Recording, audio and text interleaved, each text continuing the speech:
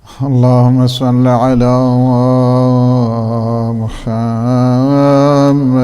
وآل محمد.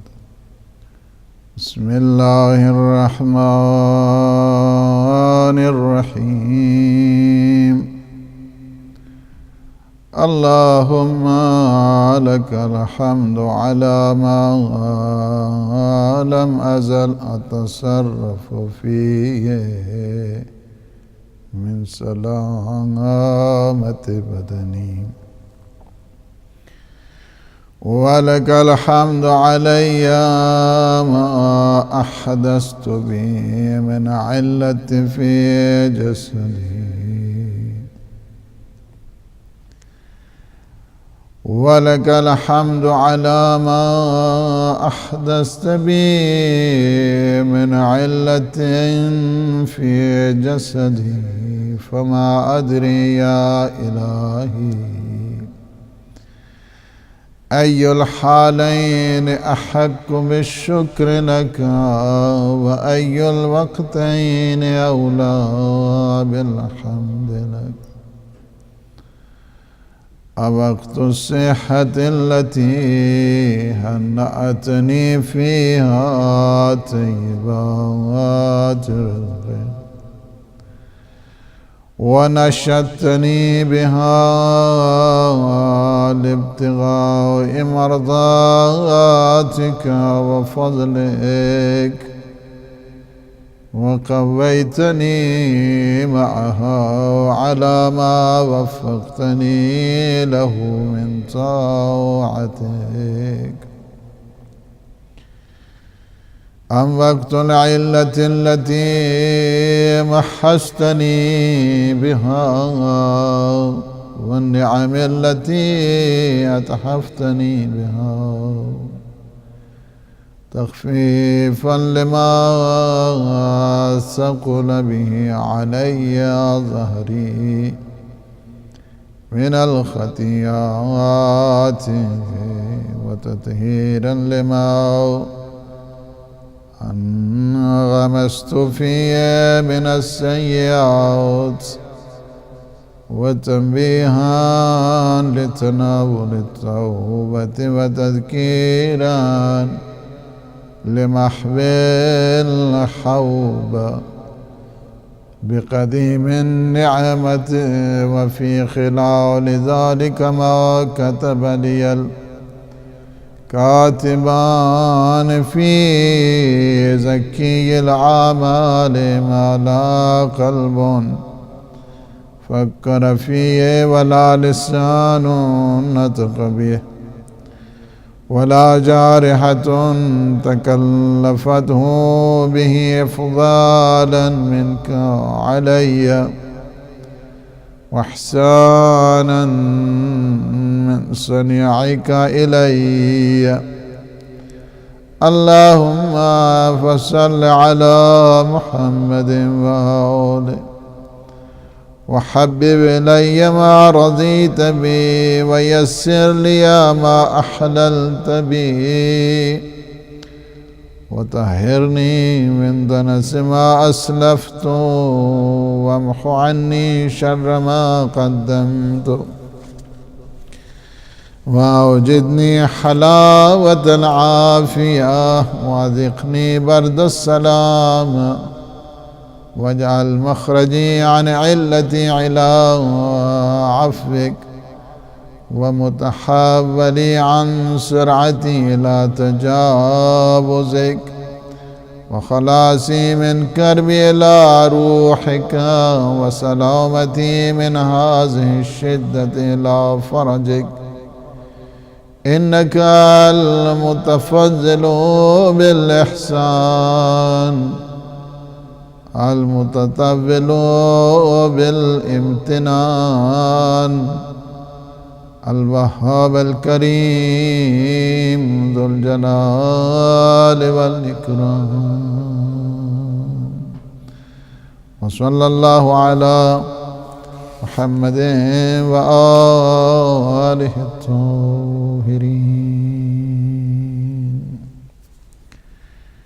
صحیفہ مبارک سجادیہ کے پروگرام میں اپنے تمام ناظرین اور سامعین کی خدمت میں ہدیہ سلام پیش کرتا ہوں۔ اللہ سبحانہ و تعالی سے دعا ہے کہ وہ ہمیں اہل دعا میں شامل فرمائے۔ شب جمعہ ہے، شب دعا ہے، شب مغفرت ہے۔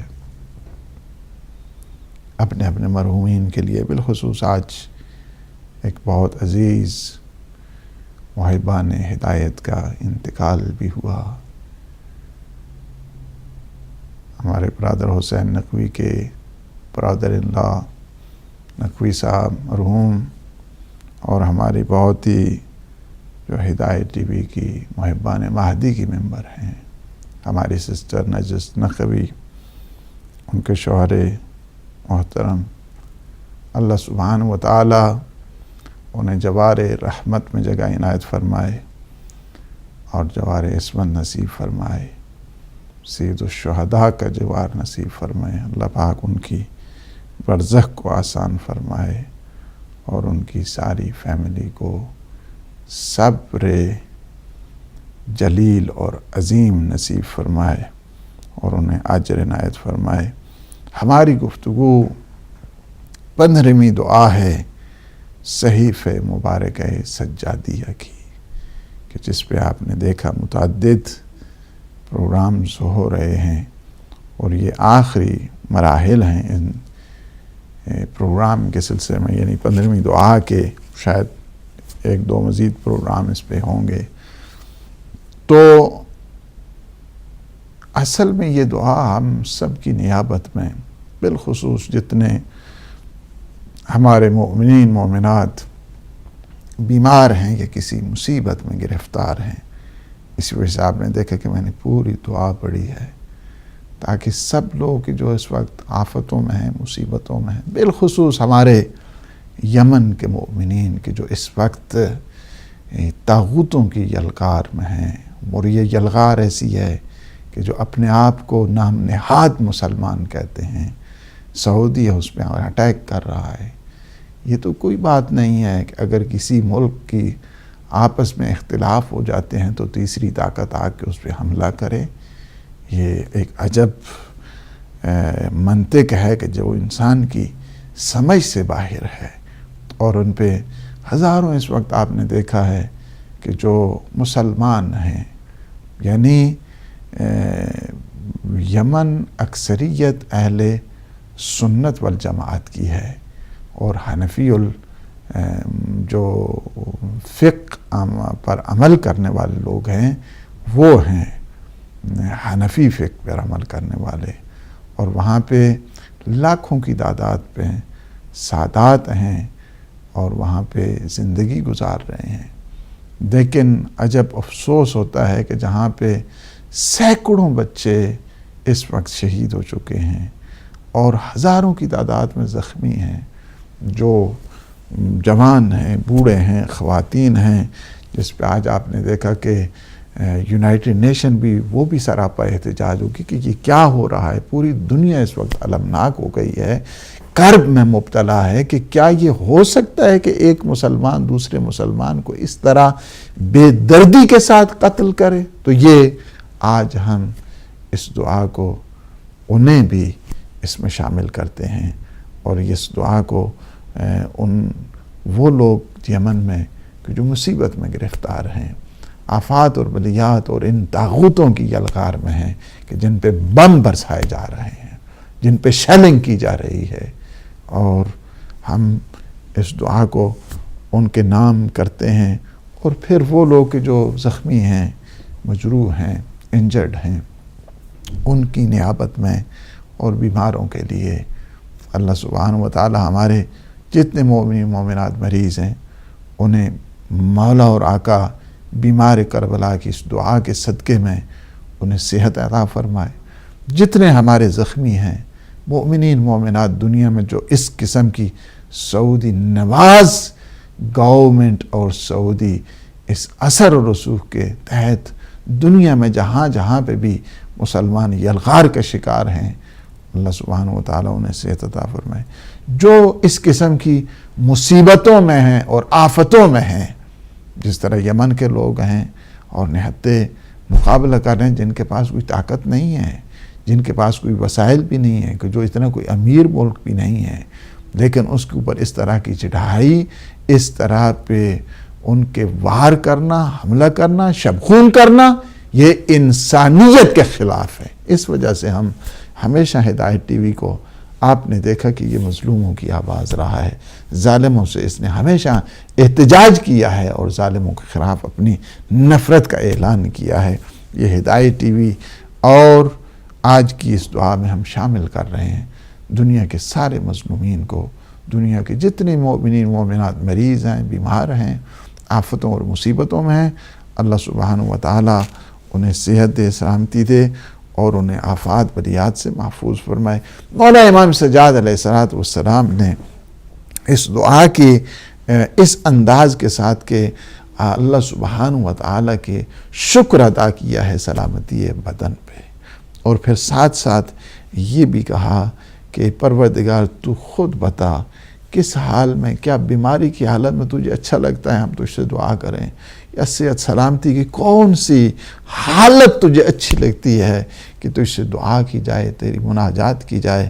اور بیماری بذات خود ایک نعمت ہے، اللہ سبحانہ و تعالی گناہوں کا کفارہ قرار دیتا ہے۔ آج دیکھیں میں وہاں اس ڈسکشن تک پہنچ پایا تو پھر دیکھیں بہت ہی انٹرسٹنگ جو کیا کہتے ہیں ڈسکشن ہے، اس میں ایک یہ ہے کہ بیماریوں پہ انسان کو کیا اجر ملتا ہے، کیا ریوارڈ ملا کرتا ہے، کیا انسان کو ثواب ملا کرتا ہے۔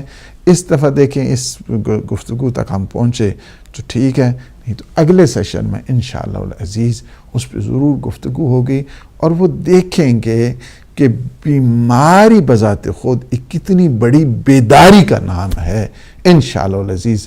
تو آج ہماری گفتگو چونکہ گزشتہ سے پیوستہ ہو رہی ہے، اور جس میں ہماری گفتگو ہو رہی تھی کہ جو انسان کی روحانی بیماریاں ہیں، کہ جس طرح آپ نے بیماری، بعضوں کو بیماری کی دو قسمیں ہیں، ایک دفعہ یہ ہے کہ جسمانی لحاظ سے انسان بیمار ہوتا ہے، ایک دفعہ یہ ہے کہ روحانی لحاظ سے بیمار ہوتا ہے۔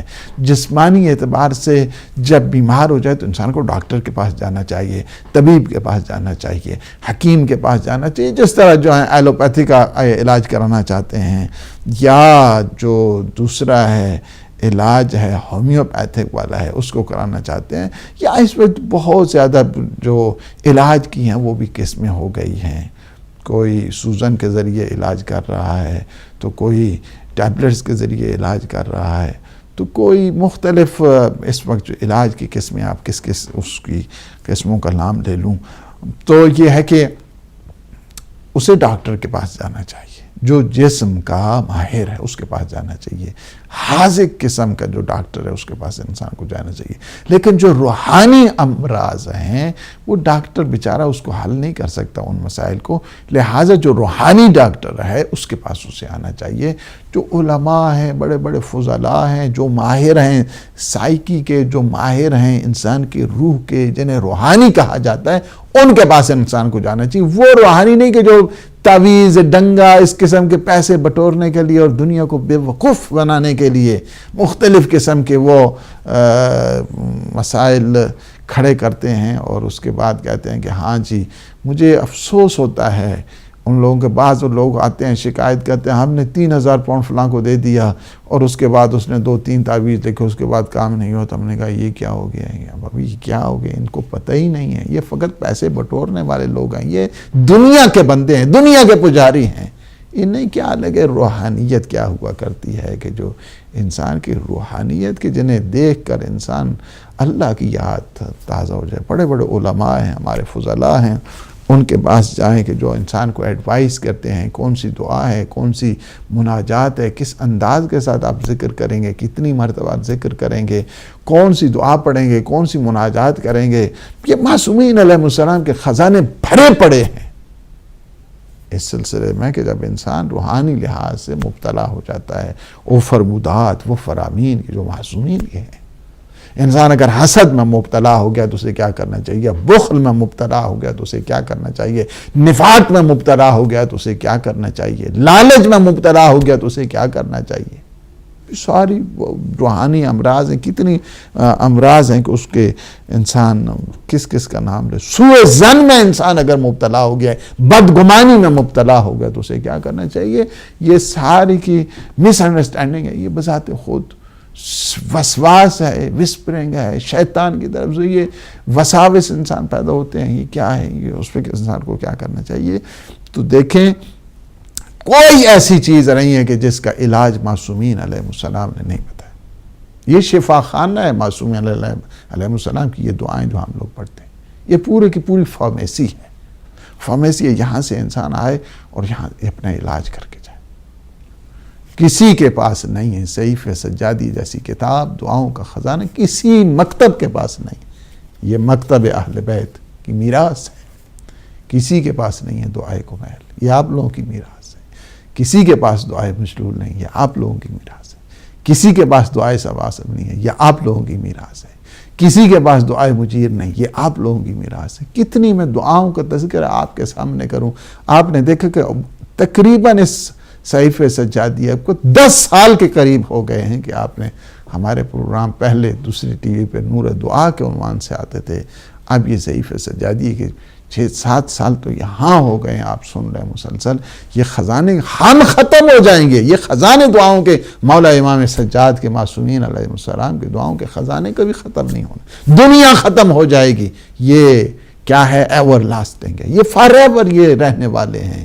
یہ نہ فقط تا قیام قیامت، ما بعد القیامت بھی یہ آثار اور ان دعاؤں کے اثرات باقی رہنے والے ہیں. تو یہ ہے کہ ان دعاؤں کی طرف انسان آئے. جب روحانی مولا معصومین علیہ السلام کی فرمودات اور ان فرامین کو نگاہ میں، وہ تجاویز، وہ جو ایڈوائسز کی گئی ہیں، ایڈوائس کیا گیا ہے، جو پرسکرپشن دی گئی ہے روحانی امراض کو کس طرح ہم نے حل کرنا ہے، ان کی طرف آئے. چونکہ روحانیت کا مرکز معصومین علیہ السلام ہے. روحانیت کا مرکز کیا ہے؟ معصومین علیہ السلام. ولایت کا مرکز معصومین علیہ السلام. اللہ سبحانہ و تعالی نے اپنی ولایت جو حصہ انہیں دیا ہے، اسی وجہ سے ہے کہ تمہارا ولی اللہ ہے، تمہارا ولی رسول ہے، تمہارا ولی وہ ہے کہ جو حالت رکوع میں زکوٰۃ دیا کرتا ہے. تو یہ ہے کہ ان روحانی، آپ نے گزشتہ سیشن میں کچھ آپ نے دیکھا ہے کہ ہم نے کچھ جو روحانی امراض ہیں جس میں وعدہ خلافی ہے، جس میں حسد ہے اور جس میں غرور ہے، تکبر ہے، ان چیزوں کو جھوٹ ہے، جن کو ہم نے ہائی لائٹ کیا.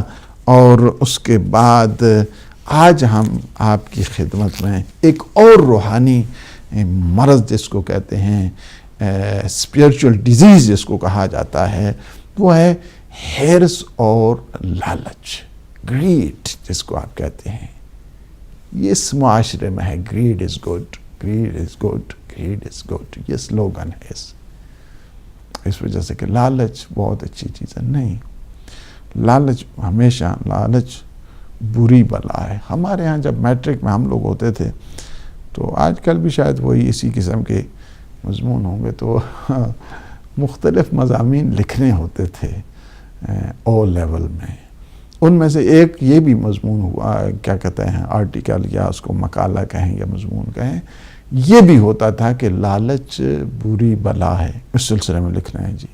جی تندرستی 1000 نعمت ہے، اس پہ لکھنا ہے. ان میں سے یہ جو ہے حرص اور لالچ، روحانی بہت ہی موذی قسم کی جو مرض جس کو کہا جائے، وہ جس کا سرچشمہ جو ہے نا وہ یہ ہوتا ہے، اس کا اوریجن جو گریڈ ہے، اس کا اوریجن کیا ہوتا ہے کہ مال و زر کی شدید قسم کی محبت جب انسان میں آ جاتی ہے، شدید قسم کی محبت، اس سے انسان کو لالچ پیدا ہوتی، اور انسان اس لالچ میں حل من مزید، حل من مزید، حل من مزید، more still more، more still more، more still more، اسی دوڑ میں جو رہتا ہے. الہاکم التکاثر، قرآن نے بھی کیا کہا سورہ تکاثر میں، الہاکم التکاثر حتی زرتم المقابر کلا سوف تعلمون ثم کلا سوف تعلمون کلا لو تعلمون علم الیقین لترون الجحیم ثم لترونها عین الیقین ثم لتسألن یومئذ عن النعیم.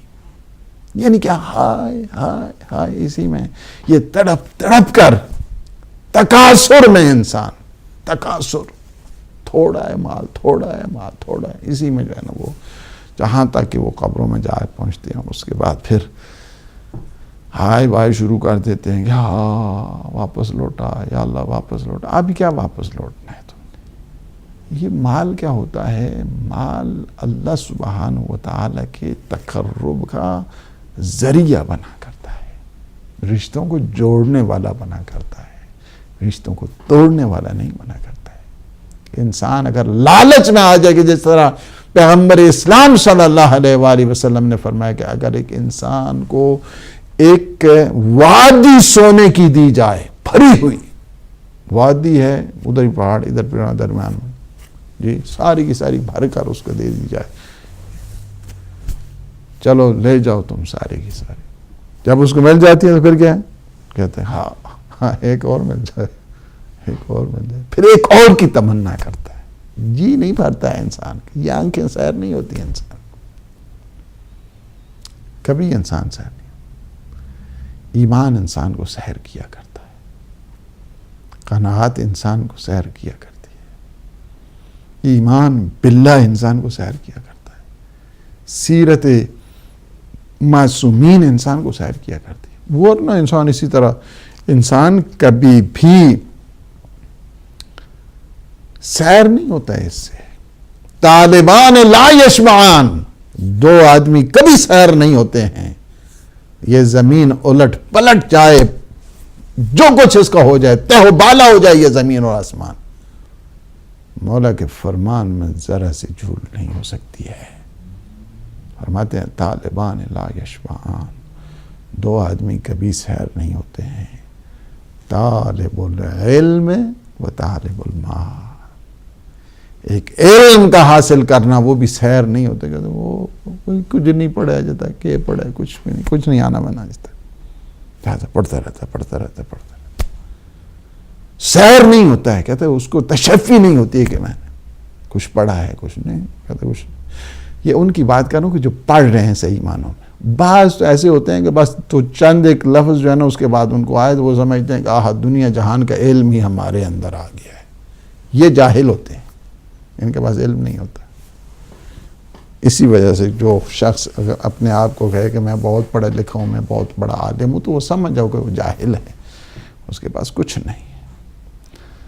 اس وجہ سے کہ عالم کی جو خصوصیت ہوا کرتی ہے کہ وہ ہمیشہ ہر دم اپنے آپ کو طالب علم سمجھتا ہے. اسی وجہ سے معصومین علیہ السلام فرماتے ہیں ہمارے شیعہ طالب علم ہیں، وَنَحْنُ الْعُلَمَاء، ہم ہیں حقیقت میں علماء. ہمارے پاس آتے ہیں سارے کے سارے. مومن شیعہ جس کو کہا جائے، فالور آف دا اہل البیت جس کو کہا جائے، وہ ہمیشہ سیکھنے کے پروسیس میں رہتا ہے، سیکھتا رہتا ہے. اور یہ چونکہ